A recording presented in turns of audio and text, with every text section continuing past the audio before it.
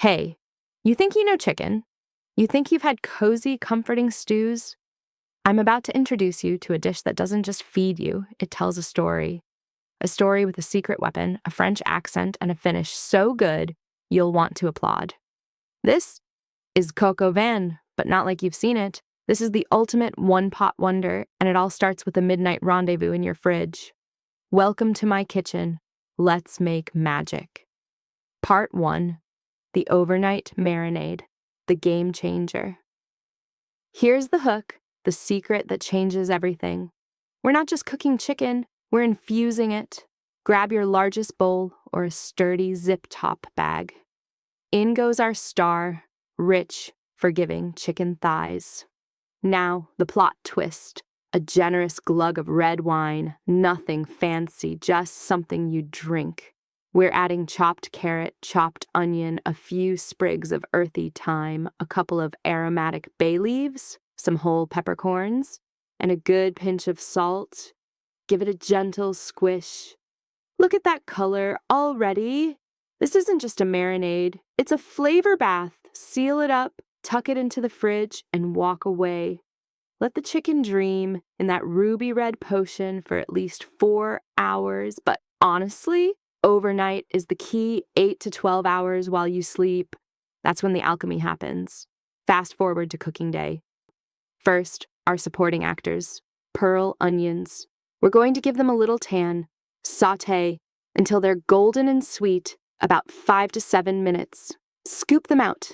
Next, the mushrooms. Let them sear and brown in that same pot until they've given up their moisture and are beautifully browned.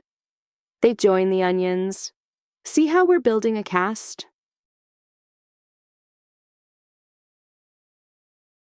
Pull out your chicken, and this is crucial. Pat it completely dry with paper towels. We need that skin bone dry for the perfect sear. Now, strain the marinade through a sieve. Save that beautiful, fragrant liquid. And don't you dare throw away those soggy carrot and onion solids. They're flavor gold. We'll use them both. Just toss the thyme stems and bay leaves. Part 2. Building layers of flavor. Heat your stage, a heavy Dutch oven, medium heat, a tablespoon of oil. Now, the main event, the chicken. In a shallow dish, mix a little flour with salt and pepper. Dredge each dried thigh, shake off the excess. Add a bit more oil to the pot, get it shimmering. Lay the chicken in, skin side down. Listen to that sizzle. That's the sound of flavor forming. Don't touch it. Let it get gorgeously golden, then flip. About 6 to 8 minutes total. Remove them to a plate. They're not cooked through, just getting their sear on. The plot thickens. Now those reserved veggie solids from the marinade, in they go. Cook them for 6 to 8 minutes. They're softening, caramelizing in the bacon fat, grabbing all the browned bits from the chicken. This is the soul of your sauce. Stir in a big spoonful of tomato paste. Cook it for just a minute to wake it up. Part 3. The braise and finish time for the big reveal. Pour in that reserved marinade liquid. It'll hiss and steam. Scrape up every last bit of flavor from the bottom of the pot. That's fond, and it's culinary treasure. Bring it to a boil. Let it simmer for about 3 minutes to cook off the raw alcohol.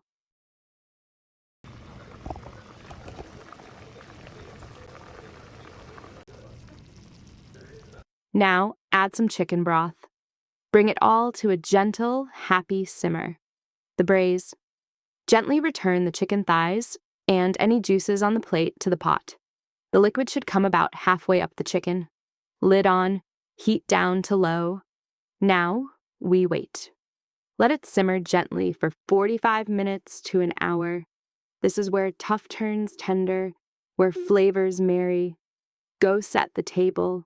When you lift that lid, oh, the aroma. Carefully remove the chicken.